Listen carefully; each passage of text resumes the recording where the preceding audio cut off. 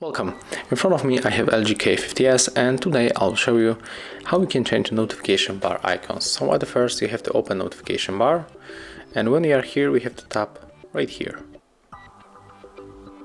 So right now if you want to change the icons, you can simply move them like that. You don't even have to click and hold them, you can simply just slide like that. So if you want to get blue to right here, just make it. As you can see, it's very simple.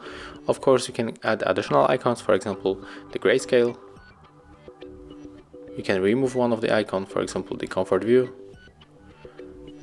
And of course, you can add the icons right here. For example, the focus mode is very useful.